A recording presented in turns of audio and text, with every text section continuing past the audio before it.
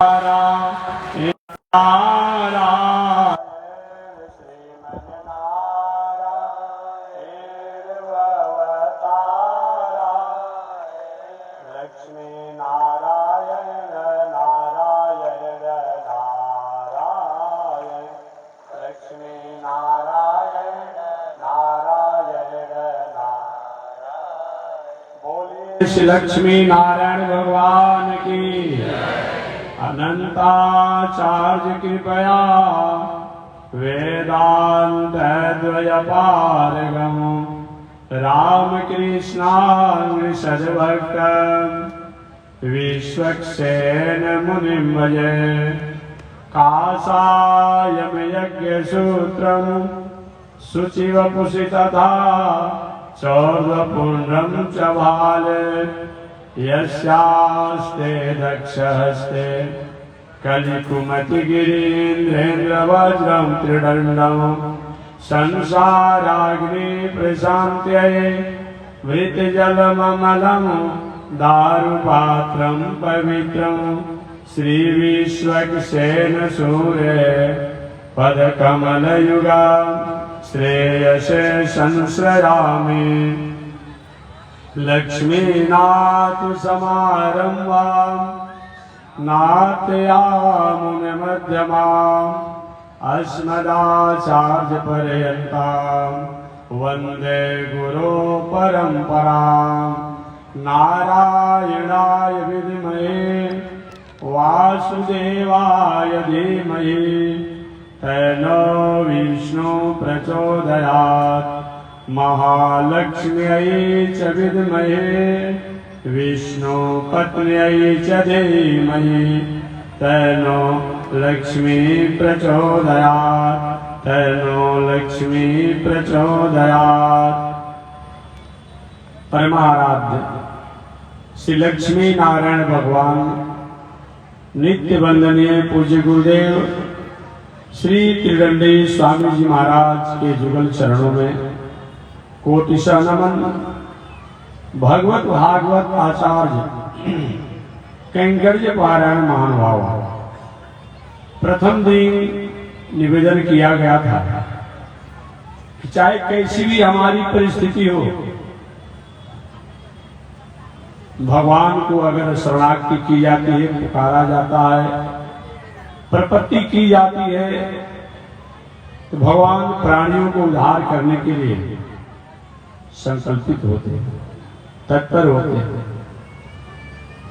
प्रश्न होगा, ऐसा कभी किसी के साथ हुआ है कि भगवान को पुकारा हो, भगवान रक्षा करने के लिए तत्पर हुए हो? आर्ता विषैणा शिथिलाश्च भीता घोरेषु च व्याधिषु वर्तमाना संकीर्त नारायण सप्त मात्रम विमुक्त दुखा सुखिनो भवन्तु। आर्ता विषैणा शिथिलाश्च भीता घोरेषु च व्याधिषु वर्तमाना संकीर्त नारायण शब्दमात्रं विमुक्त दुखा सुखिनो भवन्तु। आर्ता विषाणा, आर्त भक्त द्रौपदी जी हैं। इस विषम परिस्थिति में, संकट की स्थिति में द्रौपदी जी थी। सबको उन्होंने पुकारा, अपने पति से लेकर के अपने दादा भीष्माचार्य से लेकर के पितृ ससुर से लेकर के मैंने किसी को छोड़ा नहीं, कोई रक्षा कर नहीं पाया। सब लोगों ने हाथ उठा दिया, मेरे बस की बात नहीं है। अंत में द्रौपदी ने भगवान द्वारिकाधीश श्री कृष्ण को पुकारा। द्वारिकाधीश वस्त्रावतार धारण करके उसकी रक्षा किया। कि उस समय तो वस्त्र की ही जरूरत थी, भगवान ऐसे प्रकट हो जाते तो काम चलता नहीं। उसमें वस्त्रावतार लेकर के और द्रौपदी की रक्षा की। एक बात और आज मैं निवेदन कर दूं, हमारे आपके क्रियमाण कर्म का फल ही सुख और दुख के रूप में होता है।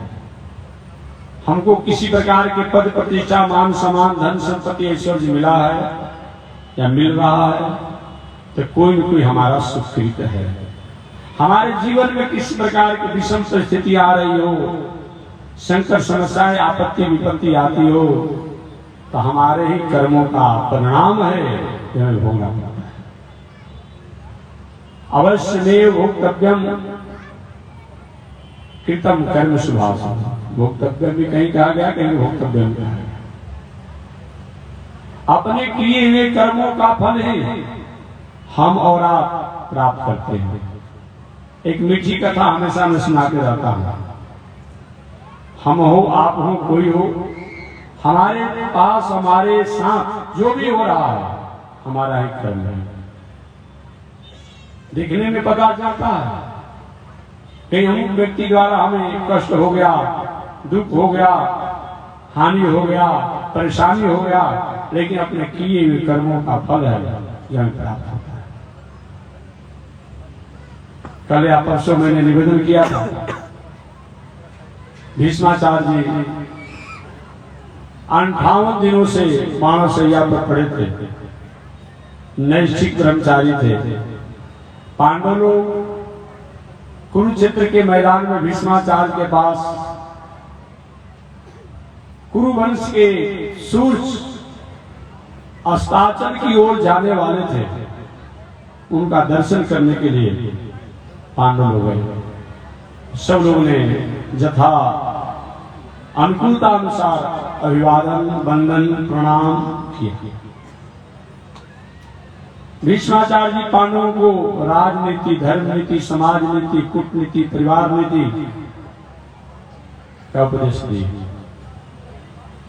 राजा को पाप नहीं करना चाहिए, पाप होते हुए देखना नहीं चाहिए, पापी व्यक्ति की सहायता नहीं करनी चाहिए। भीष्माचार्य उपदेश दे रहे थे।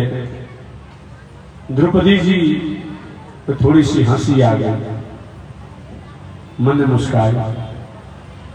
भीष्माचार्य ने पूछा, बेटी जब यह भीष्माचार्य बोलता है तो देवता लोग कान खोल करके सुनते हैं। आज 58 दिनों से मैं बाण शैया पर लेटा हुआ हूं, मैं उपदेश दे रहा हूं पांडवों को और तुम हंस रही हो, क्या बात? द्रौपदी ने विचार किया कि मरने का समय है, कोई बातों को लेकर के अगर बाबा मर जाएंगे तो मृत्यु बिगड़ जाएगी। क्योंकि जिस बात को लेकर के, जिस भावना को लेकर के हम मरते हैं, मरने के बाद वहीं हमारी जोनी और गति बदलती है उसी के अनुसार। जम जम वापी स्वभावम तेजम त्यक्तम कृदेव। परंतु ये सबके साथ लागू नहीं होता है।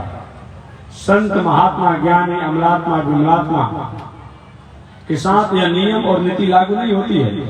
संत महात्मा चाहे कभी भी मरे, कैसे भी मरे, लेकिन जीवन भर साधना आराधना पूजा किया है तो भगवान कहते हैं अहम अस्मरामि मद्भक्तम नयामि प्रणाम। मैं अपने भक्तों को कल्याण करने के लिए वहां पहुंच जाता हूं। व्यवहार की बात जान लीजिए, छोटा लड़का है, कहीं जाकर किसी सांप को पकड़ने लगता है विषय, कहीं कुआं में झांकी में गिरने लगता है, या पूरा शरीर गंदगी से लपटाया हो छोटा बालक हो, भले ही माता पिता तो थोड़ा भाग भी जाते हैं, लेकिन छोटा आपका बेटा होगा चाहे नाती होगा, बहुत लाड़ प्यार से नहीं करते हैं उसको लेकर के। अब वही कहीं गंदा कर दिया पलने पर और कोई देखा नहीं, पूरे शरीर उसको लिपटा गया। आप उठाएंगे, आवाज वहीं से लगाएंगे, अरे बुलाओ अमुक बुलाओ अमुक बुलाओ, उसको छुएंगे नहीं, आप देखेंगे और 2-4-5 दिन तक नहीं छुएंगे। लेकिन माता चाहे 1000 रुपया की वस्त्र के में पहने हो, साड़ी के में पहने हो, भले उसको भोजन, उसको स्नान, उसका कपड़ा दूसरा की सफाई करता हो, लेकिन बेटा को गंदा देखते हुए छोड़ेंगे, तत्काल उठा लेती है। इन्हें देखिए मेरा कपड़ा गंदा हो रहा है, उसको साफ करके स्नान ध्यान करा करके टीका लगा उगा करके और गोद में लेकर लाड़ प्यार से करती है। वही हाल भगवान के भी है।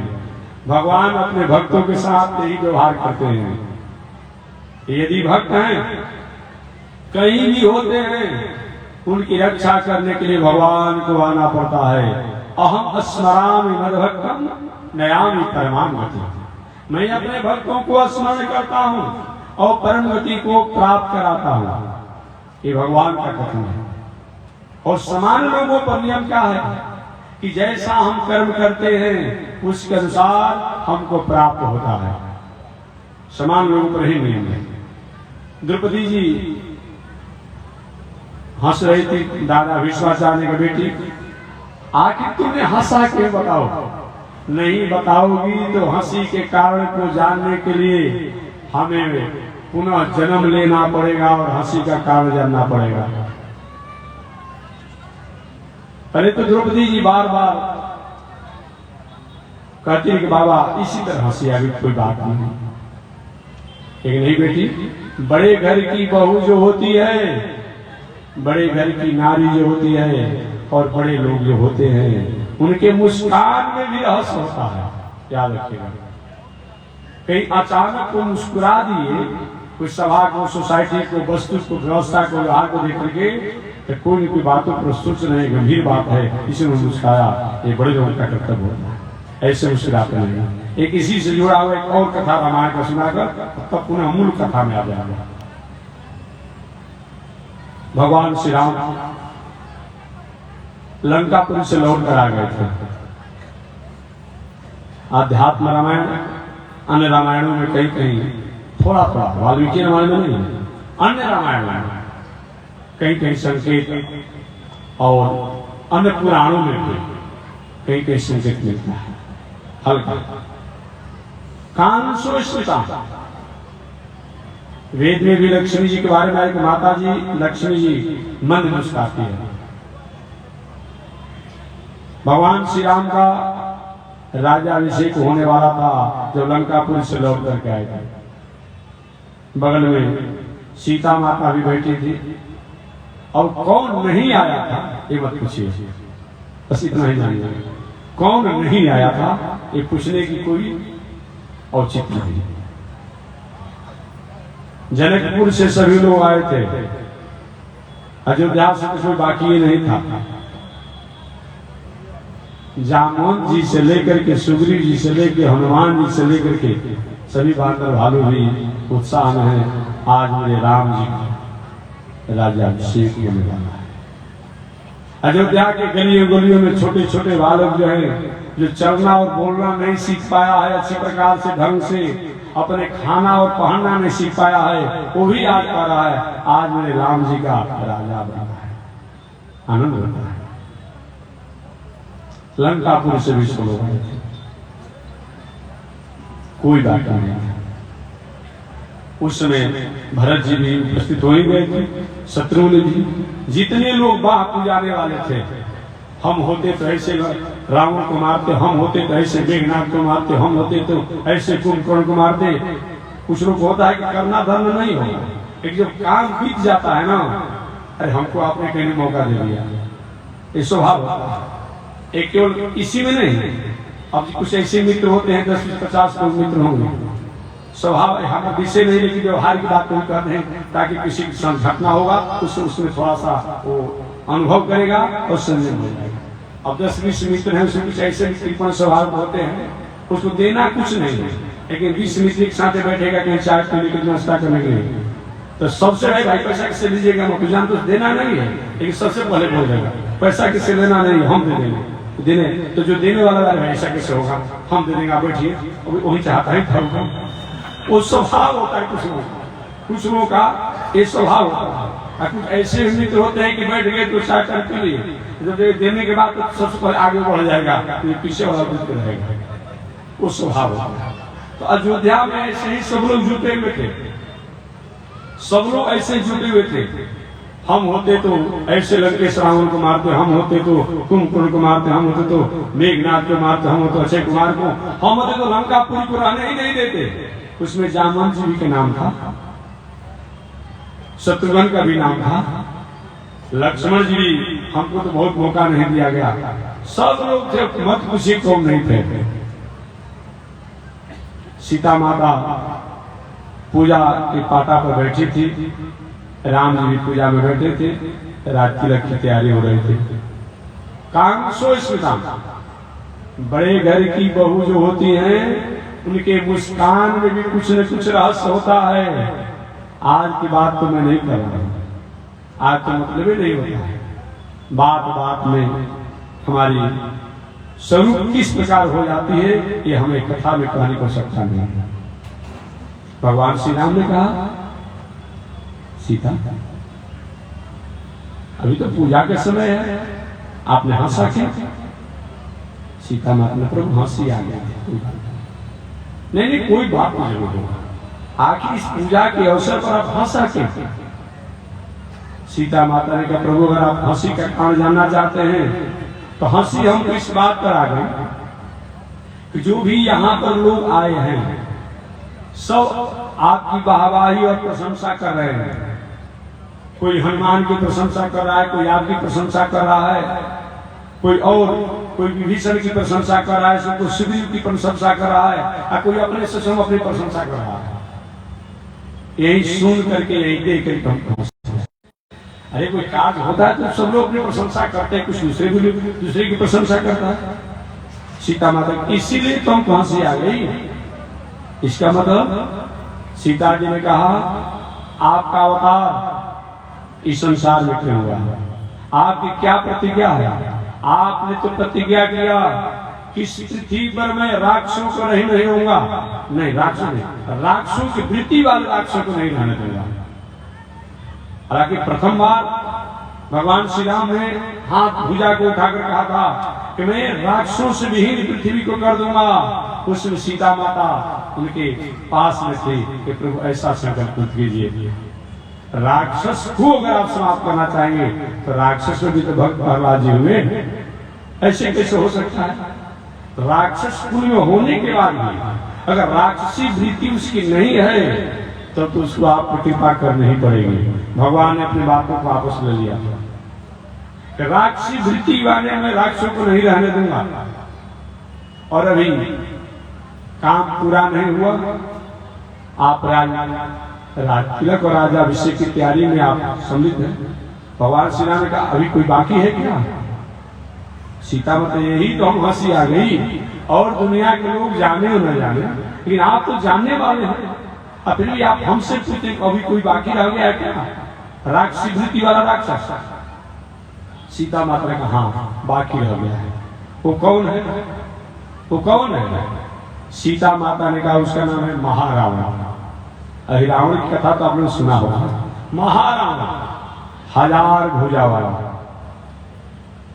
शस्त्र अर्जुन की आप 1000 भुजा की बात सुनते होंगे, रावण की 10 भुजा की बात आप सुनते होंगे, लेकिन महारावण जो था 1000 भुजा वाला था। महाराज उसको बिना मारे और आपका राज तिलक हो रहा है, इसीलिए उनको हंसी आ गया कि और सोनों की बुद्धि तो मारी गई, आप ही प्रभु जानकर अनजान हो गए हैं। अच्छा तो कहाँ रहता है? वो तो संग्राम में नहीं आया था। सीता माता ने कहा वो रसातल में रहता है, पताल में रहता है। वो रसातल पताल में रहता है। भगवान श्री राम ने कहा ठीक है अभी तिलक और राजाभिषेक की तैयारी है, अभी इसी तरह रहने दिया जाए। हम सब लोग चले उसे संग्राम करने के लिए। अब सब लोग गए जो पहले कहते कि हमको मौका मिल जाता, हमको मौका मिल जाता, हमको मौका मिल जाता। अब बड़े बड़े वीर सभी लोग गए उस संग्राम में। सीता माता भी गई, सीता माता भी गई साथ में भगवान श्री राम के साथ। लक्ष्मण से लेके, भरत से लेके, शत्रुघ्न से लेकर के, विदेह राज से लेकर के, चाहे वो जनकपुरवासी हो, अयोध्यापुरवासी हो, किष्किंधापुरवासी हो, चाहे लंकापुरवासी हो, ये जो बचे थे ये सब लोग गए महारावण के पास रसातल लोक में, पताल लोक में। मुझे पूछा आप लोग का परिचय कहाँ से आना हुआ? भगवान श्री राम ने कहा मैं चक्रवर्ती सम्राट दशरथ का पुत्र हूँ। अच्छा कैसे आना हुआ? क्योंकि आप जानते हैं लंकापुरी के राजा लंकेश रावण का मैंने वध किया। अच्छा आप ही हैं जो लंकेश रावण का वध किया? हाँ नहीं। कैसे आना हुआ? कि आपसे मैं युद्ध करना चाहता हूँ। तो हमसे युद्ध? हाँ, मैं आपसे युद्ध करना चाहता हूँ। उस समय महारावण इतने जोरों से हंसा कि हंसने से उसके मुंह से जो हवा निकला, जो आवाज निकला, और उसी से जो जहां से आया उड़कर वही चला गया। क्योंकि आदमी तूफान में होता है ना, जो जहां आया था उड़कर वही चला गया। कोई बचा नहीं, न हनुमान जी बचे, न जामवन जी बचे, न भरत बचे, न शत्रुघ्न बचे, न लक्ष्मण बचे, कोई बच नहीं पाया। जो जहां से आया वही उड़कर चला गया। बचे कौन? एक सीता माता और एक भगवान श्री राम। हाँ, यही एक वीर है, और सब तो बटोरही गुहार आया था। होता है कभी कभी बटोरही गुहार क्या होता है रहेगा 1000 आदमी, आज भी एक दूसरे व्यक्ति पर डंडा गिरेगा, जो भागने वाला सब भाग जाता है। यही एक वीर है। ठीक है, बताओ कैसे लड़ोगे? कैसे लड़ोगे? भगवान श्री राम के संग्राम में उस समय के लिए भगवान श्री राम महारावण की तेज और युद्ध के प्रहार से, अस्त्र शस्त्र के हथियार के प्रहार से मूर्छित हो गए। ठीक है, लीला ही मूर्छित हो गए। उसमें सीता जी काली कराल बदना, काली कराल बदना, काली का भेष बना ली सीता जी। जीव जीव लपाते हुए, नेत्र बड़े बड़े, ऐसे अपने स्वरूप को अल्प वस्त्रों से आच्छादित करते हुए काली कराल बदना, विकराल काली का रूप बना करके और महारावण के साथ संग्राम की, और संग्राम में महारावण का वध हुआ। वध होने के बाद सीता जी जो काली का रूप बनाई थी, पुनः अपने चिंतन द्वारा, ध्यान द्वारा, अपने ओर तेज के द्वारा भगवान की मूर्छा को पुनः वापस लाई। नव जीवन को भगवान श्री राम ने प्राप्त किया। जैसे कुछ लोग बैठे बैठे मूर्छित हो जाते हैं किसी कारण से, तो भगवान मूर्छित हुए थे, पुनः अपने स्वरूप हुए। सीता माता ने, प्रभु इसीलिए मैंने कहा था कि अभी आप सही में राज तिलक का अधिकारी नहीं है। जब जो आप अपने संकल्प को पूरा नहीं कर पाएंगे, अब इस राक्षस का समापन हो गया, अब चलिए राज तिलक होना चाहिए। वही सीता जी के साथ भगवान श्री राम अयोध्या में आए और राज तिलक हुआ। कांसो स्मिता, भीष्माचार्य कहते हैं कि द्रौपदी बड़े घर की बहू जो होती है, उनके मुस्कान में भी कुछ न कुछ रहस्य होता है। आपने क्यों हंसा है बताओ?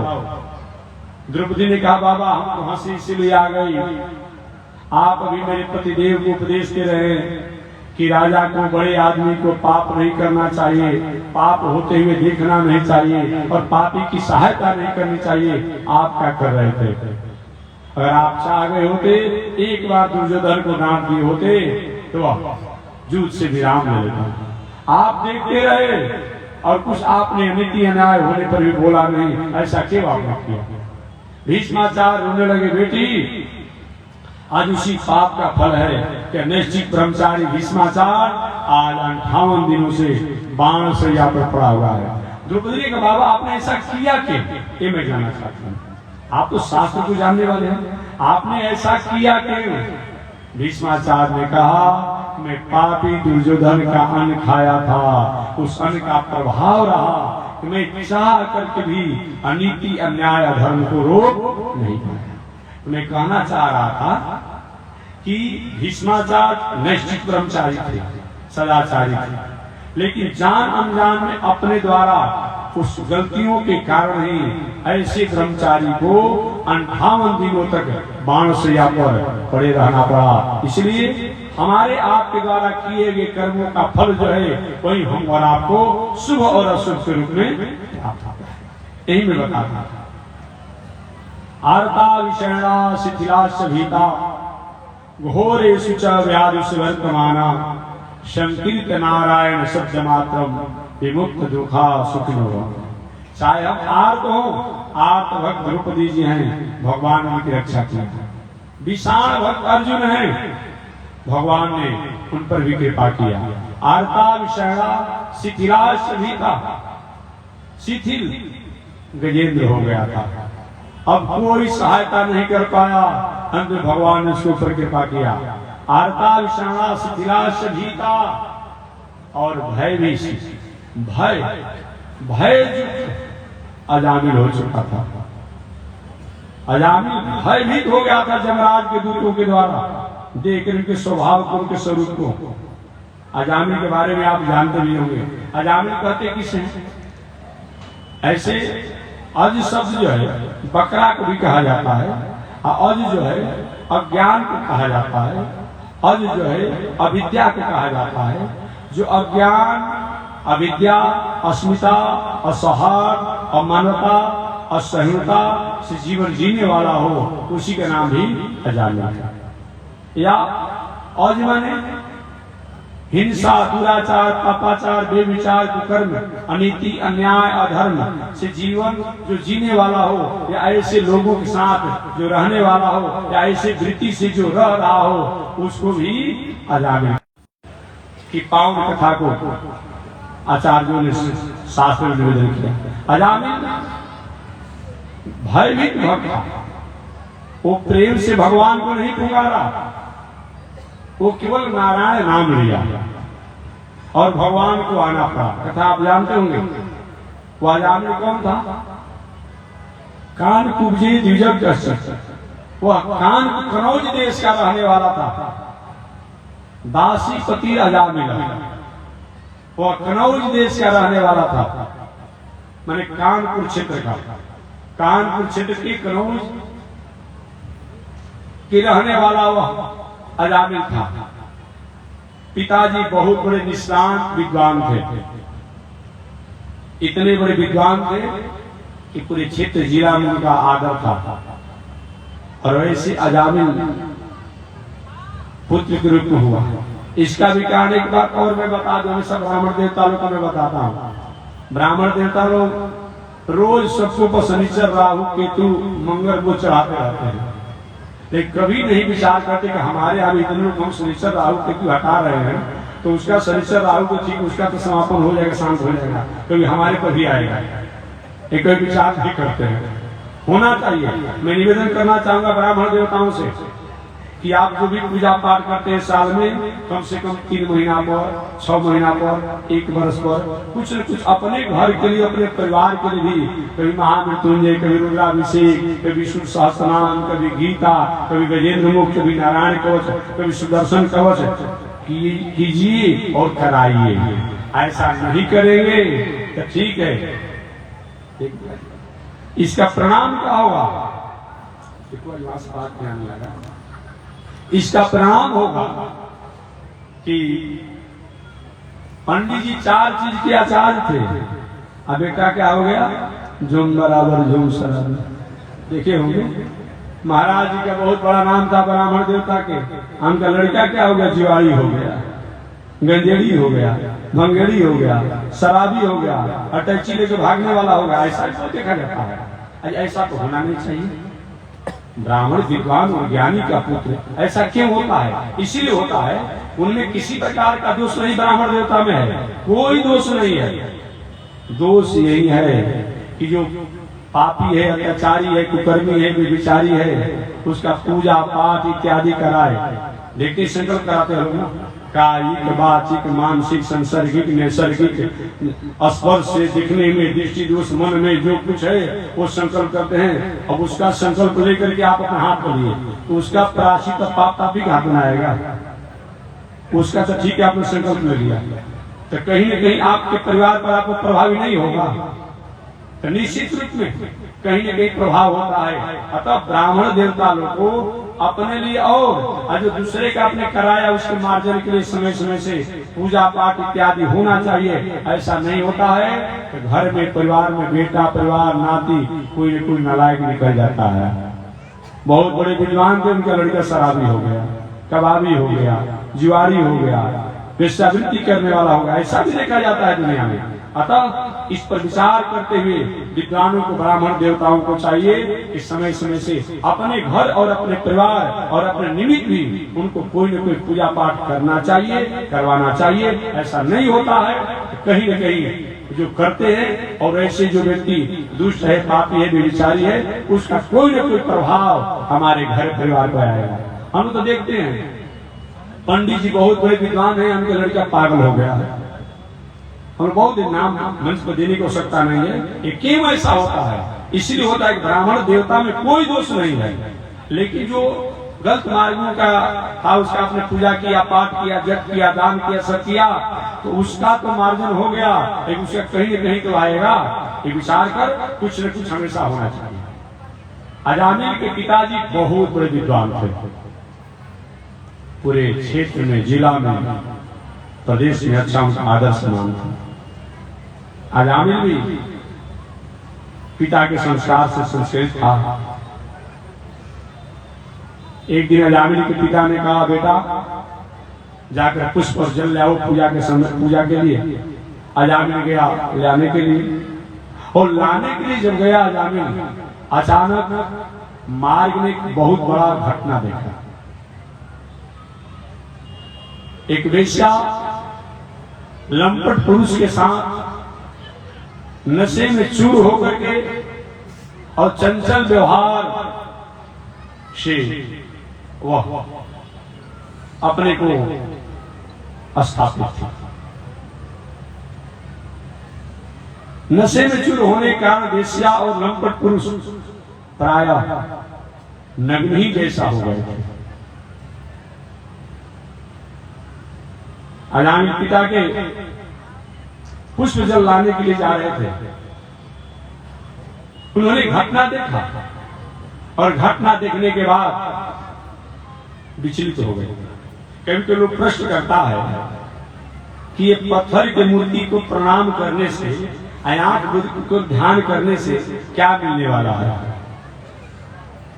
ये तो किसी कारीगर द्वारा बनाया गया है, किसी पंडित द्वारा प्रतिष्ठा किया गया है, किसी जजमान द्वारा कराया गया है।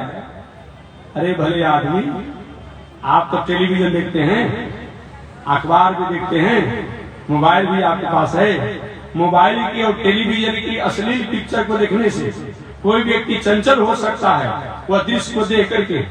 तो क्या यहाँ पर मूर्ति को दर्शन करने से हमारे मन में भक्ति नहीं हो सकती है, संस्कृति नहीं हो सकती है? क्या बात करते हैं आप? कितने लोग आज रोज आप देख रहे हैं मोबाइल, वो भी देख किसी मोबाइल पिक्चर बनाया हुआ है, वस्तु तो होता नहीं है। उस पिक्चर को देख करके आज होनहार हमारे देश राष्ट्र के जो बालक हैं, कहने की भटकाव और चंचलता में चले जाते हैं उस पिक्चर को देख करके। तो जब किसी पिक्चर को देखकर कोई चंचल और भटकाव में जा सकता है, तो क्या मंदिर में जाकर मूर्ति के दर्शन करने से किसी के शांति और आनंद की प्राप्ति नहीं हो सकती है? जब किसी को पिक्चर देने से चंचलता आ सकती है, तो मूर्ति को देखने से शांति भी आ सकती है। इसमें कोई संशय नहीं, कोई संशय नहीं है। यहाँ भी वहां भी तो किसी कंप्यूटराइज सिस्टम है, उसका है, उससे देखकर प्रभावित हो जाते हैं। तो मैं निवेदन करना चाहूंगा, अजामिल बहुत बड़े सदाचारी थे, परंतु उस वेश्या के चंचल स्वरूप और चंचल व्यवहार और लंपट पुरुष के चंचल स्वरूप और चंचल व्यवहार से अजामिल जी भ्रमित हो गए। देखे तो दूर से, और वो भूल गए कि पिताजी के लिए हमें जल भी पुष्प समय से पहुंचाना है। बहुत देरों तक वही दृश्य देखते रहे।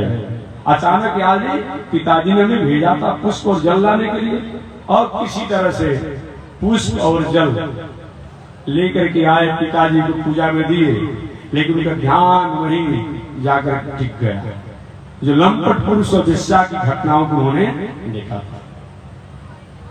एक और श्लोक में बोले, अतः आगे बढ़ेगा। कुरंग, मातंग, पतंग, भृंग, मीना हता, एक एक प्राणी, एक एक जीव, एक एक विषय के कारण मारे जाते हैं। हम मनुष्य में अगर पांचों अवगुण आ जाए तो हमारा ह्रास, विनाश और नाश और पतन होने से कौन रोक पाएगा? अर्थात कोई नहीं रोक पाएगा। कुरंग मृगा को कहा जाता है। मृगा को आपने देखा होगा, स्वच्छंद घूमता है, हरी हरी घासों को खाता है, हरी हरी घासों को खाता है मृगा, लेकिन सुनने का बहुत बड़ा आशिक होता है। कभी कभी शिकारी बहेलिया जाल फैला देता है, सुंदर वीणा का वाद्य करता है जंगलों में जहाँ तहाँ, और जो भी वीणा के वाद्यों को वह मृगा सुनने लगता है कि उसको अपने कब्जे में कर लेता है। एक मृगा जब सुनने के कारण जब वह बंधन में फंस सकता है तो हम और आप कौन होते हैं? विषयों के और अश्लील शब्दों को सुनकर के हम कहीं चंचल हो जाएं, हम कहीं भटक जाएं, कौन आसान बात है? कुरंग मातंग हाथी है, इतना जंगल में रहने वाला हाथी, शिकारी जंगल में हाथी को फंसाने वाला क्या करता है? गड्ढा खोद देता है। कभी हाथी कहीं हथनी का लकड़ी का आकार बना देता है, आगे गड्ढा खुला रहता है। ये हाथी हथनी मिथ्या हाथी हथनी को स्पर्श करने जाते हैं, गड्ढे में गिर जाते हैं, कुछ दिनों तक इनको भूखे प्यासे रखता है, पुनः शिकारी अपने बस में रखता है और लोहे के कुछ बार बार इनके माथे पर मारते रहता है। हम और आप भी अगर चाहे वो हाथी अपने स्वजाति हाथी हथनियों के साथ अपना आनंद कर सकता, लेकिन वो जाता है मिथ्या लकड़ी के हाथी हथनी बनाए गए शिकारी द्वारा स्पर्श करने के लिए, और उसी में संकट में फंस जाता है। हम और आप वैदिक परंपरानुसार वैवाहिक पत्नी के साथ जीवन जीते हुए रहें, इसमें भी आनंद की प्राप्ति हो सकती है। कि हम वेश्याओं, उन बाजारू वेश्याओं की कहीं भटकाव में चले जाते हैं तो हमारे जीवन को और हमारे स्वरूप को हरास होने से, विनाश होने से कोई रोक नहीं सकता। कुरंग मातंग पतंग, रात्रि में फतिंगा जो उड़ता है, ये क्या करता है? ये जाता है प्रकाश को बुझाने के लिए देख करके चमकते हुए, और वहीं जलकर गिरकर मर जाता है।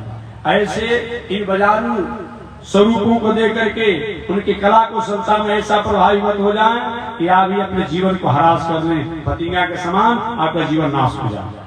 कुरंग मातंग पतंग ये भौरा जो है कमल के पुष्पों के परागों को चूसते रहता है, सायंकाल होने पर रस में इतना आसक्त हो जाता है तो उसको भूल जाता है कि रात्रि के समय कहीं कमल की पखुड़ियां संकुचित हो जाएगी तो हमारे जीवन में संकट आ सकता है। उसी समय बस संकुचित होने से उसी में चाहे तो छेद करके निकल भी सकता है, लेकिन रात्रि भर में उसका जीवन लीला समाप्त होता है। इतना आप भोग मत भोगिए कि भोग ही आपके नाश का कारण हो जाए, ऐसा भोग न भोगा जाए। इसलिए जैसे कि भौरा उस भोग में ही अपने जीवन को समाप्त कर देता है। कुरंग मातंग पतंग भींग मीना हता, ये मछली कभी कभी शिकारी द्वारा बंसी में जाल में एक दाना फेंक दिया जाता है, और जब ही दाने को खाने के लिए आती है और जाल द्वारा बंसी द्वारा उस मछली को पकड़ करके उसका वध कर देता है। आप भी अपने जीवा स्वाद में ऐसा भोजन न करें तो भोजन ही आपके स्वरूप और संस्कृति का ह्रास करने वाला है। आज दुर्भाग्य की बात है, बड़े बड़े लोग कहते हैं कि मांस बिना घास जैसा भोजन।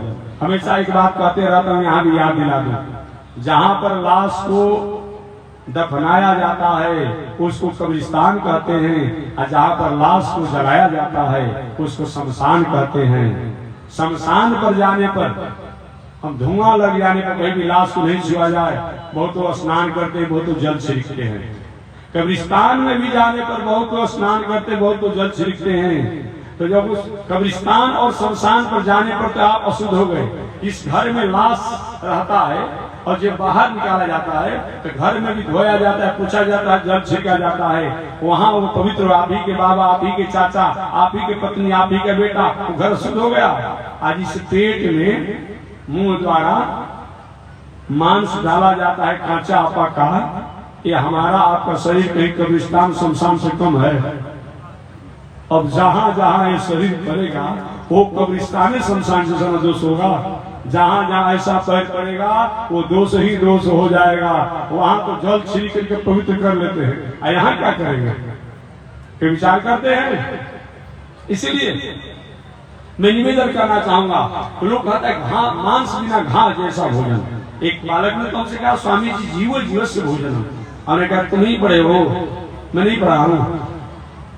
मैंने कहा तुम ही पढ़ो, मैं नहीं पढ़ा हूँ। मैं भी बोटनी पढ़ा हूँ, जियोलॉजी पढ़ा हूँ, फिजिक्स पढ़ा हूँ, केमिस्ट्री पढ़ा हूँ, मैथ पढ़ा हूँ, आर्मी पढ़ा हूँ, अंग्रेजी पढ़ा हूँ, तुम ही पढ़े हो। जहां वो आप बोटनी की बात करोगे, वनस्पति विज्ञान की, जीव विज्ञान की, जूलॉजी की बात करोगे, जूलॉजी में जूलॉजी जीव विज्ञान की बात करोगे, तो जीव विज्ञान में अगर कहीं ऐसी कोई बात आती है, वो फोटो बनाया गया है, एक जीव जो है दूसरे को पकड़ा है, दूसरा तीसरे को पकड़ा है, तीसरा फोटो बनाया है। एक क्या है, जीवो जीव से भोजन जो बात आप करते हैं, एक जीव दूसरे जीव के लिए भोजन है, ठीक है, अच्छी बात, इसको हम नकार नहीं रहे हैं। एक कौन जीव, जिस जीव को बनाया गया है। सिंह जो है कहीं कोई शिकार करने कोई बात नहीं है, बाघ कोई शिकार करने कोई बात नहीं है, लेकिन हमारे मनुष्य के लिए वो जीव नहीं बताया गया है। मेडिकल साइंस के पढ़ा लिखा डॉक्टर साहब होंगे या मेडिकल कहीं हो, तो मेडिकल साइंस कहता है कि हमारा लीवर, हमारा किडनी और हमारे हार्ट और हमारे शरीर के जो भी फंक्शन है, ये हमें चावल, दाल, सब्जी, फल, फूल इत्यादि के लिए ही बनाए गए हैं। अगर कहीं हम मांस खा लेते हैं, शराब पी लेते हैं और ऐसी कुछ चीजों खा लेते हैं, तो 15 दिन पीछा हमारा लीवर चला जाता है, 15 दिन पीछा हमारा किडनी चला जाता है, 15 दिन पीछा हमारा हार्ट चला जाता है। जैसे कि 7 kV का जनरेटर हो और उस पर 15 kV का लोड देंगे तो क्या करेगा, धुआं देकर कुछ चलेगा तो, लेकिन उसकी शक्ति कमजोर हो जाएगी। हमारे शरीर में किडनी, लीवर, हार्ट जो है वो चावल, दाल, फल फूल को ही पचाने की उनके पास क्षमता है, और बाकी उससे आगे जो है भले हम कुछ करते हैं लेकिन उसको पचाने की क्षमता नहीं है। उस मसाला, नीमक, तेल और कुछ दे करके, ऐसे तो पत्थर में भी नीमक, मसाला, तेल देकर कभी भी स्वादे लगेगा, उसमें भी स्वाद आ जाएगा। ये हम मनुष्य के लिए नहीं बताया गया है। हमारे जीव क्या है, जो फल में, अन्न में, दूध में, दही में, चावल में, दाल में, रोटी में जो जीव है वही जीव हमारे लिए है। उसमें भी जीव होते हैं, जो होता है जो दूरदृष्टि वाला जो होता है शीशा, उसे देखेंगे, चावल में, दाल में, दूध में उसमें कीटाणु होते हैं, सेल होते हैं, तो बैक्टीरिया होते हैं, वो जीव ही हमारे लिए है, बाकी ये जीव हमारे लिए नहीं है। वो उन जीवों के लिए बताया गया है जो जीव निकाल करके पानी पीता है। लगातार 1-2 वर्षों तक, लगातार 5 वर्षों तक कच्चा मांस खा ले और देख ले क्या होता है, पूरा लीवर, किडनी, हार्ट, दूध में, दही में, चावल में, दाल में, फल में, फूल में, अन्न में, भोजन में, ये जीव जो है उतने तक हमारा अधिकार है, बाकी उससे आगे और जीवों पर हमारा अधिकार नहीं बनता है। यही मैं निवेदन करना चाहता हूँ। इसलिए कुरंग, मातंग, पतंग, भृंग, मीना, हता, एक दोष के कारण कि भाई कोई खाने पीने वाला होगा तो नाराज मत होगा, मैंने अपनी बात कह दिया, अच्छा नहीं लगेगा, हमारी बात हमारे पास लौटा दीजिएगा, अब पुनः आप इसको विचार करिएगा कि महात्मा जी ने जो कहा था क्या इस बात विचार करने जो है कि नहीं है, ये जरूर इस पर विचार कीजिएगा। अगर किसी को दुख लगा होगा तो क्या ऐसा उपयुक्त है? मैं निवेदन करना चाहूंगा, मानव जीवन में जो जीव निकाल करके पानी पीता है उसी के लिए वो शिकार बनाया गया है। बाघ, सिंह, हुरार, कुत्ता, बिलार देखेंगे तो ध्यान देंगे, नहीं ध्यान दिए होंगे, कितना भी प्यासा रहेगा लेकिन मुंह डुबाकर पानी नहीं पीता है, जीभ से पानी पीता है। क्योंकि आप देखेंगे हमेशा आपका प्रैक्टिकल टेस्ट है, जीभ से पानी पीता है, जीभ से पानी पीता है। ये जो जीभ निकाल करके पानी पीता है, जीभ का सहारा लेकर के जो निकाल, वही उस व्यक्ति को अधिकार है, बाकी हम लोगों का वैसा अधिकार नहीं है। और जो मांसाहारी जीव जो होते हैं उनके दांत भी नुकीले होते हैं, चुप चुप होते हैं, हमारा वैसा नहीं है, हम लोग के लिए अलग बनाया गया है। बाकी और किसी को हिंसक आप बना दीजिए कि ये बात अलग है। तो जीवन में हम इस पर विचार करना चाहिए। मानव जीवन में जब तक हमारे पास दया नहीं है तब तक हमारे जीवन की कोई पहचान नहीं है। पूछा गया मनुष्यों से कि धर्म क्या है, दया सही से धर्म न दूजा। एक जब पूछा गया धर्म क्या है, सत्य सत्य के समान दूसरा कोई धर्म नहीं है। तीसरे जब पूछा गया धर्म क्या है तो हुआ कि सेवा के समान धर्म कोई नहीं है। तो मानव जीवन में सेवा की भावना होना, सत्य की भावना होना, सदाचार की भावना होना, ऐसा अगर हमारे में होता है, दया की भावना होना, ये सबसे श्रेष्ठ धर्म है। हम अपना खेती करते हुए भी, व्यापार करते हुए भी, नौकरी करते हुए भी, हम परिवार बच्चों के साथ रहते हुए भी वही गति के अधिकारी हैं, वही पद के अधिकारी हैं कि साधना को करके संत महात्मा ऊंचाई पर पहुंचते हैं। अतः जीवन में हमें जरूर सोचने का मौका मिलना चाहिए, हमें जरूर सोचना चाहिए आखिर मैं जो कर रहा हूँ 24 घंटा में और समय निकाल कर खेती व्यापार नौकरी करिए, बाकी 15 मिनट, आधा घंटा, 20 मिनट कभी समय निकाल करके प्रातः काल जग करके भले स्नान करें या न करें, बाद में करें कि मैं जो कर रहा हूँ ये ठीक है कि नहीं ठीक है।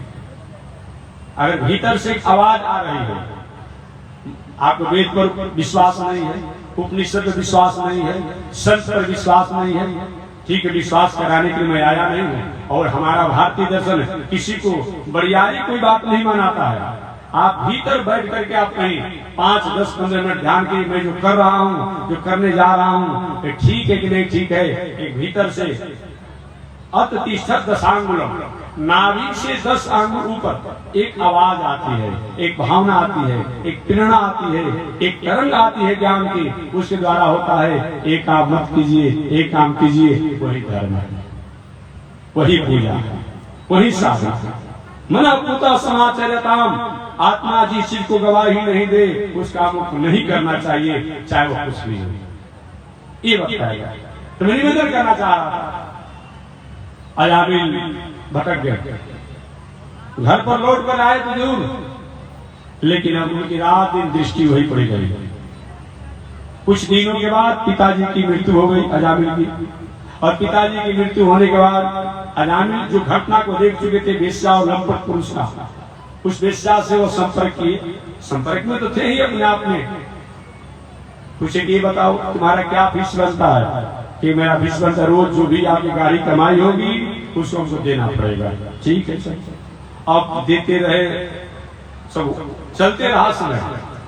कुछ दिनों के बाद और उनकी चंचल बुद्धि हो गई अजामिल जी की, और अजामिल जी ने कहा सुनो, तुम्हारे पास आते हैं तो तुम्हारा फीस ये बनता है, और तुम मेरे पास घर पर चलोगे तो क्या तुम्हारा फीस बनेगा?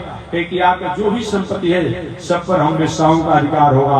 वही अजामिल जी 5 वेश्याओं को ला करके अपने घर में बसा दिए। समय चलता रहा, सारा धन संपत्ति सब प्राप्त गए। कभी ऐसा कोई इतिहास आप नहीं बता सकते हैं किसी की 5 कन्याओं हो, 10 कन्याओं हो, या परिवार भाई परिवार को मिलाकर 15-20 भी लड़की हो, विवाह करने में परेशानी तो होती है, स्थिति थोड़ा सा डाउन होता है, लेकिन दिवालिया कभी नहीं देखेंगे कि लड़की के विवाह करने से कोई दिवालिया हो गया हो, ऐसा नहीं होगा। लेकिन आपने सैकड़ों देखा होगा कि बहुत बड़े जमींदार थे, अमुक थे, शराब की वेश्यावृत्ति की, रंगबाजी की, जुआखोरी की, हिंसा की वृत्ति थी, आज दिवालिया हो गए, रोड पर हो गए, रोड साफ हो गए, ये अनेकों लोगों का हमने देखा हुआ। अमुक बड़े जमींदार थे, अमुक थे, उनके ऐसा हुआ, ये हो गया। अजामिल के पिताजी बहुत बड़े संपन्न थे, सारा संपत्ति को अजामिल जी ताप गए, बर्बाद कर दिए। अब कुछ जब नहीं बचा तो वेश्याओं को संतु महाराज ये अमुक वस्तु चाहिए, नहीं लाएंगे छोड़ चले जाऊंगा। और क्या करते, रात में डंका डालते, आप उनको पुनः लाकर संतुष्ट करते। कुछ दिन संतुष्ट रहते, पुनः महाराज और लाइए। या डंका डालना, हिंसा करना, अपराध करना, चोरी करना, इसी से अजामिल जी का जीवन जी रहे थे। समय बीतते चला गया। अचानक संत महात्मा एक बार, कैसे हम लोग कभी जगन्नाथपुरी की यात्रा है, हम लोग भी जा रहे हैं। ये जगन्नाथ भगवान जो है, ये पतित पावन भगवान है। जगन्नाथ भगवान पतित पावन भगवान है। संत महात्मा लोग जगन्नाथ भगवान की यात्रा करने के लिए निकले हुए थे। जाते जाते आगे बढ़ते चले गए। संयोग से अजामिल जी के गांव के पास में पहुंचे। सायंकाल का समय हो रहा था। संत जी जटा वाले, सोटा वाले, लूटा वाले, झोटा वाले, दाढ़ी वाले, मूछ वाले, अच्छा लगता है। आज तो महात्मा लोग भी बिगड़ गया है, लोग वो भी इसमें डेंटिंग पेंटिंग कर रहा है वो दिन भर में। अरे भाई, हे प्रकृति ने दाढ़ी मुझ पटा दिया था, ठीक है आप भी हंस, मैं आप बहुत कमेंट नहीं करूंगा। लेकिन साधु महात्मा बड़ी विचित्र बात हो गया है। वो लोग ब्यूटी पार्लर का उपयोग कर रहा है, बड़ी विचित्र बात है। कथा जब कहता है तो ज्ञान वैराग की बात करता है। ऐसा ऐसा कथा व्यास साधु महात्मा वेश बना लिया है। संत तो नहीं सकते, संत महात्मा ऐसा काम नहीं करेगा। अरे प्रकृति और परमात्मा ने जो हमारी व्यवस्था दिया है वो हम करेंगे, लेकिन जो नए नए कथा व्यास चला रहा है और संत भेष में जो ऐसा है वो 3 बार ब्यूटी पार्लर का प्रयोग कर रहा है। हद हो गया भाई। कुछ लोग तो अपने साथ में लेकर चलता है, सुबह में कराएगा, मध्याह्न कराएगा, कथा जब कहना तो कराएगा। कैसा बदल गया संसार, हम सब कहते हैं कैसा बदल गया संसार। धर्म भी होगा कर्म भी होगा, लेकिन कलयुग में शर्म नहीं रहेगा। कैसा बदल गया, बदल नहीं गया। हंस बात बोल दो। अब भासुर जी अब आओ, एक टेबल बैठ कर जलपान कर रहे हैं। अरे कहाँ युग चला गया जी, कहाँ युग चला गया बताइए। एक जमाना था क्योंकि बाबा कहीं भसुर के सामने तक नहीं आती थी, क्या गरिमा था। और आज क्या हो गया, कैसा बदल गया संसार। धर्म भी होगा कर्म भी होगा, कलयुग में धर्म और कर्म सब होंगे, लेकिन कलयुग में शर्म नहीं रहेगा। आज इसी का अभाव हो गया है। इसलिए हमारे पास साधन भी हैं, संसाधन भी हैं, लेकिन जीवन में शांति नहीं है। जब जब भी संस्कार संस्कृति सभ्यता का ह्रास होता है हमारे जीवन में, साधन संसाधन तो होते हैं लेकिन जीवन में शांति नहीं रहती है। आज यही हो गया है। किसी से पूछिए आप खुशहाल है ना, 2 ताला 3 ताला मकान हो गया है, गाड़ी घोड़ा हो गया है, 2-4-10 लाख रुपया हो गए, महाराज जी सब कुछ तो है, लेकिन डिप्रेशन में है, रात में नींद नहीं लगती है, दवा खाते हैं तो नींद लगता है, आज भी दवा का सब समाप्त होता है, वही हाल हो जा रही है। क्यों? कहने के हमारे सोने का, खाने का, जीने का, रहने का एक तरीका कहीं कहीं परिवर्तित हो गया है, विचलित हो गया है, चंचल हो गया है। आज यही कारण है कि हमारे पास साधन तो हैं, संसाधन तो हैं, लेकिन जीवन में शांति वाले कमंडल वाले आज तो सब रेडीमेड हो गया है, सब रेडीमेड हो गया है। हम लोग पूज्य गुरुदेव श्री त्रिवेणी स्वामी महाराज के साथ जब रहते थे ब्रह्मचारी रूप में, तो ये हम लोग का एक लोटा होता था, बल्टी होता था, रिवन एक मूंज का बनाया हुआ परंपरा है नहीं, और अपने से जल ले करके और पर्दा वर्दा दे करके हम लोग भिक्षा से बनाते थे। पर्दा जो है ये संस्कृति है जी, ये कोई भेदभाव की बात नहीं है, ये संस्कृति है, ये सब होता था। आज तो सब रेडीमेड हो गया, खान पान सब कुछ रेडीमेड हो गया। चलो उधर में बहुत जाने की आवश्यकता नहीं है। संत महात्मा उस समय के संस्कृति और संस्कार की परंपरा में रहने वाले थे। सायंकाल का समय हुआ, अपने गुरुदेव से गुरु जी हम लोग रात्रि में कहाँ विश्राम करेंगे, अभी तो कोई ठिकाना बनाया नहीं। महात्मा जी के चलो चलते के देख करके कहीं रहा जाएगा। अचानक अजामिल के गांव के सन्निकट पहुंचे, चौराहे पर कुछ नलायक लोग थे। लायक लोग चौराहे पर मिलेंगे कि नहीं मिलेंगे, लेकिन नलायक लोग जरूर मिल जाएंगे। लायक लोग को ढूंढना पड़ेगा, लेकिन नालायक लोग को ढूंढना नहीं पड़ेगा। देखेंगे एक वो गंजेड़ी व्यक्ति इस चिलचिलाती धूप में कहीं वो पेड़ के नीचे जाकर बैठ जाए तो उस बोर्ड नहीं टांगना पड़ेगा, 50 गंजेड़ी हो जाकर पहुंच जाएगा, गांजा इतना बजे इतना बजे तक होता है। देखेंगे मंदिर आपके शहर के घर के बगल में हो और घंटी कितना भी बजता रहे, लेकिन बुलाना पड़ता है कि चलिए भाई आरती शुरू हो रहा है, तब 10-20 लोग जुटेंगे। गंजेड़ी को बुलाना नहीं पड़ता है, वो जुट जाएगा। तो लायक लोग को कहीं न कहीं बुलाना पड़ता है, लेकिन नालायक को बुलाना नहीं पड़ता है, वो कहीं न कहीं मिलिए जाएंगे। कुछ नालायक लोग थे चौराहे पर, महात्माओं से मुलाकात हो गई। महात्मा ने समझा नहीं, परखा नहीं। बाबा बेटा हम 50 मूर्ति है, जगन्नाथपुरी की यात्रा कर रहे हैं, कोई ऐसा भक्त है गांव में जो हम महात्माओं को भंडारा भी कराता, रहने की व्यवस्था भी करता, आज चलते समय कुछ नगर नारायण दक्षिणा भी दे देता। उपदान उन नालायक लोगों ने विचार के बाबा को ऐसा जगह दिखाएंगे कि जीवन भर को याद हो जाएगा। दाढ़ी मुझसे बढ़ा करके दूसरे का आटा दूसरे का घी खाते रहते हैं, जय हो राजा जी कहते रहते हैं, ऐसा ही तो बता देंगे। वो का समझ महाराज जी इस गांव में कोई भगत भगत नहीं है, एक भगत जी है जो आपको सेवा भी करेंगे, विश्राम की व्यवस्था भी करेंगे, आज चलते समय दक्षिणा भी देंगे। वो एक हो सके बड़ा आदमी होगा तो लेकिन वो देश सोचा के जाएंगे तो सब तक गाली देगा और गाली देने के बाद मारेगा और मार के खड़े रहेगा, बस इनको पता चल जाएगा साधु बनने का क्या मतलब होता है। महाराज जी एक ही भगत है, अच्छा उनका नाम बता दो बेटा। एक उस भगत का नाम है अजामिल जी। अच्छा अजामिल नाम है? हाँ हाँ महाराज आइए, आपका अच्छा सत्कार समान होगा। अब सभी संत लोग अजामिल के द्वार पर पहुंचे, सायंकाल रात्रि का लगभग समय हो ही चुका था। सीताराम जय श्रीमन नारायण। बेटा अजामिल, हम 50 की संख्या में संत महात्मा हैं, जगन्नाथपुरी की यात्रा है, आज तुम्हारे द्वार पर भंडारा पाएंगे, यही बनाएंगे, ठाकुर जी का भोग लगाएंगे, यही विश्राम करेंगे और अगले दिन भी भंडारा पा करके और तब आगे बढ़ेंगे।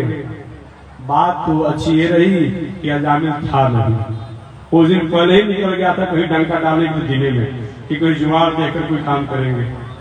आवाज आया, बेटा अजामिल, भक्त अजामिल, मैं संत महात्मा हूँ, तुम्हारे यहाँ रहने आया हूँ। और कोई नहीं था, वो बेश्या थी, बेश्या। उस बेश्या ने विचार किया, अरे मेरे द्वार पर भक्त अजामिल का है, इस भक्त अजामिल के घर है नहीं। आई गया बाबा कैसे आना? अरे भक्त अजामिल कहाँ है, बेटा अजामिल कहाँ है? हम जगन्नाथ भगवान के दर्शन करने जा रहे हैं, आज रात्रि हो गए, यही विश्राम करेंगे, एक भंडारा बनेगा और रात्रि में रहेंगे, अगले दिन भी जाएंगे। अजामिल रोने लगे, प्रभु मार कहीं आप भटक गए, ये भक्त अजामिल नहीं है, पूरे जिला का सबसे बड़ा अपराधी और हिंसा और कुकर्म करने वाला जाने। अच्छा तो हमको लोगों ने गलत बता दिया क्या? हाँ हाँ गलत बता। अब मान जाए ठीक है बेटी कोई बात नहीं, हम आगे बढ़ जाएंगे, रात्रि में कहीं गुजारा कर लेंगे, उन्हें आगे जैसा होगा। अब कुछ ही महात्मा लोग आगे बढ़े होंगे। बेश्या ने विचार किया कि मेरी माता ने कहा था, बेश्या के बारे में मेरी माता ने कहा था कि और किसी से बात छुपा दो तो छुपा दो, लेकिन संत महात्मा से कभी मत छुपा। दौड़ते हुए गई, महाराज जी मेरी बातों को सुन लीजिए, मेरी प्रार्थना को सुन लीजिए, थोड़े देर में रुक जाइए। नहीं बेटी कोई बात नहीं, हम लोग आगे बढ़ रहे हैं। नहीं महाराज मेरी बातों को सुन लिया जाए। वो संत लोग रुक गए। बोलो बेटी क्या कहना चाहती हो? कि बाबा मैंने सुना है आप संत लोग हमारे हाथ को बनाया तो खा नहीं सकते, वैसी मेरी पात्रता नहीं है, वैसा मेरा आचरण नहीं है, लेकिन मैंने सुना है कि आप संत लोग को कहीं कच्चा अन्न दे दिया जाए तो उस कच्चा अन्न को बना करके और अपने ठाकुर जी का भोग लगाकर आप लोग पा लेंगे। अब रात्रि के समय कहाँ जाएंगे? चलिए मैं आपको कच्चा अन्न दे रही हूँ और आप मेरे द्वार पर बनाकर खाइए और विश्राम कीजिए और अगले दिन आप जाइएगा। नहीं बेटी अब नहीं देखते, अब हम लोग आगे बढ़े। मान जी के चलो जब कही दिया तो चलो आज यही रुकिए जाए। चेला में गुरु जी आज आमिल आएगा ना तो हम संतों की अच्छा सेवा करेगा, इतना मार मारेगा कि हम लोग को याद हो जाएगा। चलो आगे बढ़ो। आज नहीं खाएंगे तो क्या बना बिगड़ने वाला है? मानिए नहीं, अरे सुधार देना है। शिष्यों ने कहा हम उसको क्या सुधारेंगे, हमको सब सुधार देगा। जब गाली गलो जब मार पीट करे तो सब सुधर जाएगा। नहीं आज यही रुकेंगे। अब रुक गए महात्मा जी, भाई श्री महंत है, जब कह दिया तो सब रुक गए। अब कहीं चिंता गड़ा हुआ है, कहीं झंडा गड़ा हुआ है, कहीं कुछ जप कर रहा है, कोई अपन ध्यान कर रहा है, सभी महात्माओं की कोई भंडारा बना रहा है, आनंद आ रहा है। ये महात्माओं का पहले का बहुत बड़ा आनंद होता था। भोजन भंडारा बना, भोग लगाए और भोग लगा करके जो भी पाना हुआ कि श्री महंत जी जो भी ग्रास को लेकर के और मुंह में डालना चाहे खाना चाहे, नेत्रों से उनकी अश्रुधारा बहने लगी और नेत्रों से अश्रुधारा जब बहने लगी, शिष्य ने गुरु जी रो रहे हैं अजामिल के भय से कि आएगा तो मारेगा, गाली देगा।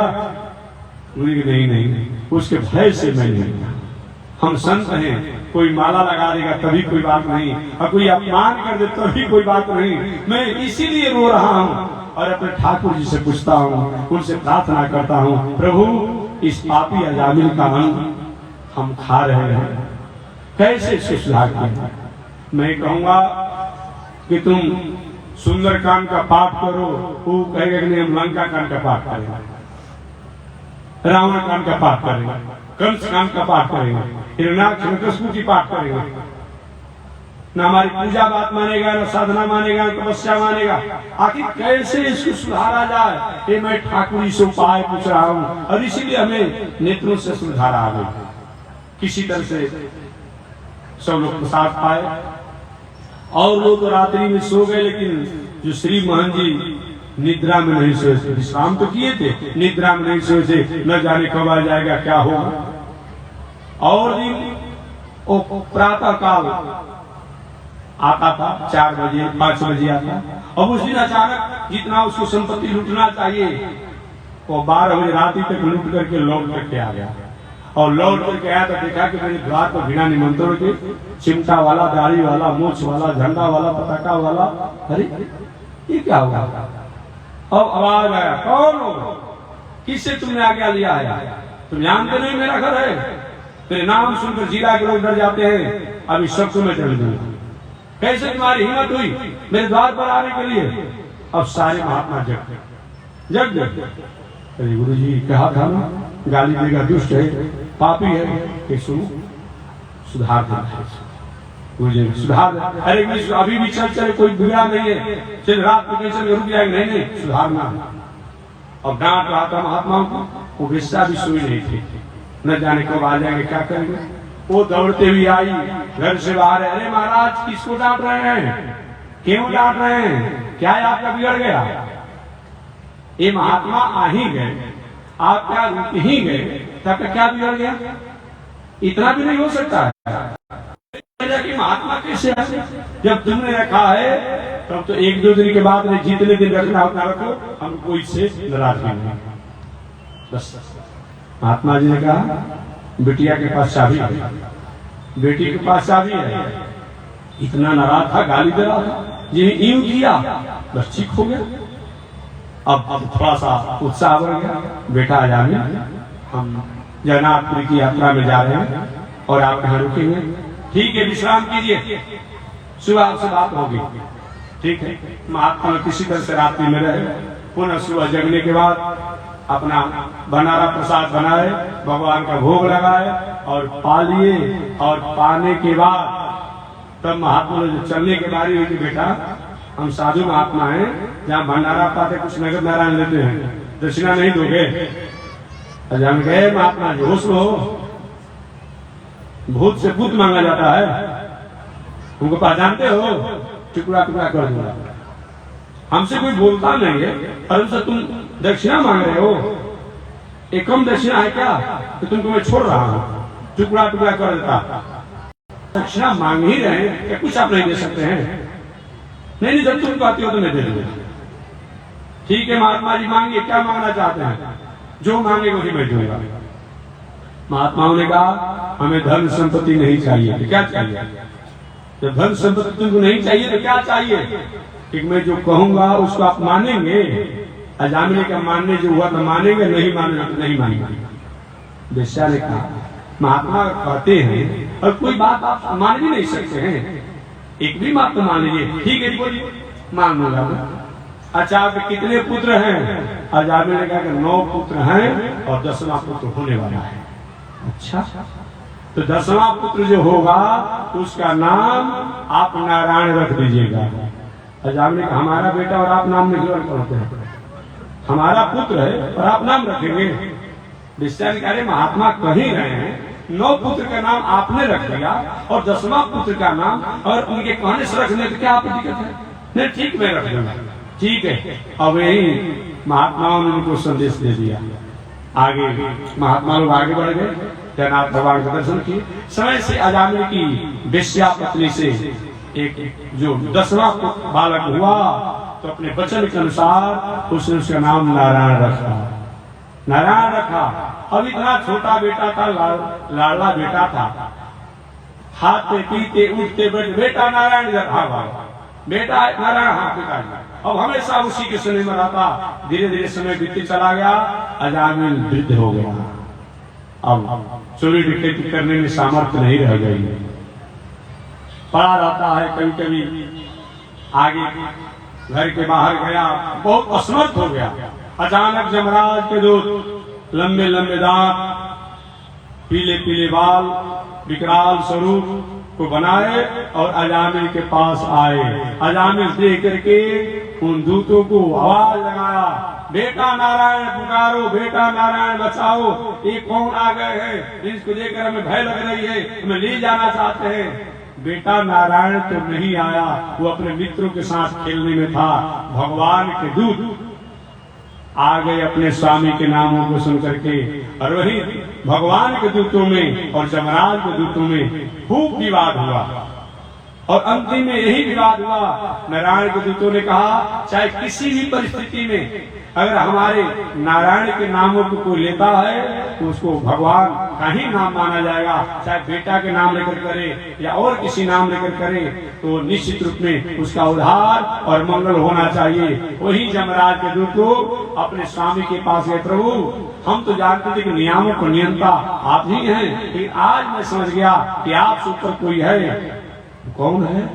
हम जब ही गए थे पापी अजामिल को लाने के लिए, वहां अपने स्वामी के नाम नारायण बता रहा था और कहा हम नारायण के दूत हैं। बस चुप रहो, आवाज मत करो। महाराज क्यों चुप रहने की बात करते हैं कि तो नारायण ऐसा नाम एक पवित्र है, इस नारायण नाम को अगर हमारे जमलोक में रहने वाला कैदी अपराधी सुन लेगा लोग तो भी कहना शुरू कर देगा और कहेगा तो पूरा हमारा नरक लोग खाली हो जाएगा, हमें उनको मुक्त करना पड़ेगा, रिहा करना पड़ेगा, इसे सुनाना नहीं है। ये तुम्हारा ठीक बताइए ये नारायण की महिमा क्या है कि चाहे सोते हुए, जगते हुए, उठते हुए, बैठते हुए, हर परिस्थिति में फिसलते हुए अगर भगवान के नामों को लिया जाता है तो पूजा पाठ तपस्या साधना करने का जो फल होता है वो फल प्राप्त होता है। इस प्रकार ये भगवान के नामों की महिमा है जो अजामिल ने नाम लेकर के अपना उद्धार और कल्याण कर लिया। अजामिल जब दोनों दूत चले गए, जमराज के दूत भी चले गए और विष्णु के दूत चले गए, अजामिल अरे मैंने अपने बेटा नारायण का नाम लिया, मेरा नारायण बेटा तो हमको नहीं बचाया, लेकिन भगवान के दूत अपने स्वामी के नाम सुनकर आ गए और हमको बचा लिए जमराज के दूतों से। तो अगर कहीं भगवान का नाम प्रेम से मैं लूंगा तो मेरा क्या उद्धार नहीं होगा? वो आगे चल करके और पूर्व संस्कार जो माता पिता का था, जो विद्वान घराने का था ही, तो पुनः अपने सदाचार से रह करके और भगवान के कर्मों में, भगवान के दिनचर्या में, साधना में अपने जीवन को व्यतीत करके और अपना उद्धार किया। इस प्रकार चाहे विषम से विषम परिस्थिति हमारे जीवन में आ जाए, उन परमात्मा को याद करते हैं तो विमुक्त दुखा सुखिनो भवन्तु आर्ता विषयणा शिथिराश रीता घोर व्याधि से वर्तमाना। घोर व्याधि आने पर, संकट आने पर, भय आने पर भी अगर भगवान को याद किया जाता है, भगवान कहते हैं अहम समुद्धरता, उस प्राणी को उद्धार करने के लिए संकल्पित हूँ। इस प्रकार मानव जीवन में किसी न किसी परिस्थिति में, हर परिस्थिति में हमारे जीवन में सम हो विषम हो, दुख हो सुख हो, और उन परमात्मा से अपना संबंध जुड़े रहते हैं तो परमात्मा केवल पुकारने में देर लगती है, उनको आने में देर नहीं लगती है। एक बात और कहकर वाणी को मैं विराम दूंगा। भगवान श्री कृष्ण छोटे अवस्था में जमुना जी में यशोदा मैया दीप दान कर रहे थे। भगवान छोटे अवस्था में थे, वो जमुना जी में जो दीप बह रहा था उन दीप को निकाल कर किनारे लगा, किनारे लगा। भगवान छोटे अवस्था में, मैया ये आज का काम नहीं है, मेरे जन्म जन्म का यही काम है। अच्छा, आपका जन्म जन्म का काम नहीं है? क्या जन्म जन्म का काम है? मैया ने पूछा, कौन सा जन्म जन्म का काम है लाला तुम्हारा?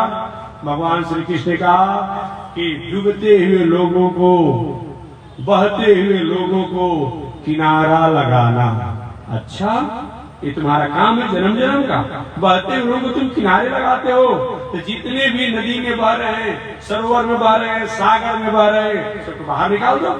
एक तुम्हारा काम है। तो भैया थोड़ा सा आवेश में निकालो, तो मैं देखती हूँ भगवान के नहीं नहीं ऐसे मैं नहीं निकालूंगा, जो मेरे पास से होकर के गुजरता है उसी को मैं किनारा निकालता हूँ, बाकी मेरे पास से होकर नहीं निकलता है उसको मैं पहले देता हूँ। अर्थात भगवान कहते हैं जो हमको पुकारता है, हमको स्वीकार करता है, चाहे वो कैसे भी हो, उसका मैं उद्धार कर देता हूँ। श्रीमद् भगवत गीता में भी भगवान श्री कृष्ण ने इसी बातों को दोहराया है। सर्वधर्मान परित्यज्य मामेकं शरणं व्रज अहं त्वा सर्वपापेभ्यो मोक्षयिष्यामि मा शुच। इस प्रकार कैसी भी परिस्थिति हमारी हो, उन परमात्मा की शरणागति करते हैं तो हम कल्याण और आनंद को प्राप्त करते हैं। बस इसी शब्दों के साथ वाणी विराम, आगे परमात्मा की जय श्री श्रीमन नारायण लक्ष्मी नारायण श्रीमन लक्ष्मी श्रीमन नारायण नारायण नारायण श्रीमन नारायण नारायण नारायण। बोलिए श्री लक्ष्मी नारायण भगवान की, विश्व देवताचार्य श्री त्रिदंडी स्वामी जी महाराज की, पावन धाम की, पावन धाम की, पावन स्थल की, पावन महामहोत्सव की जय जय श्री सीताराम, जय जय श्री राधेश्याम, जय जय श्री श्रीमन्नारायण, जय जय श्री भास्कर, जय जय श्री रामानुजाचार्य, जय जय श्री त्रिदंडी स्वामी महाराज। हरि ओम। शांति शांति शांति। नारायण। अब ठीक कराए हुए जगत गुरु रामानुजाचार्य स्वामी चतुर्भुज जी महाराज का कथा 9:30 बजे तक होगा। आप कथा में सभी लोग सादर आमंत्रित हैं और आज ही भर कथा होगी। कल जग की पूर्णाहुति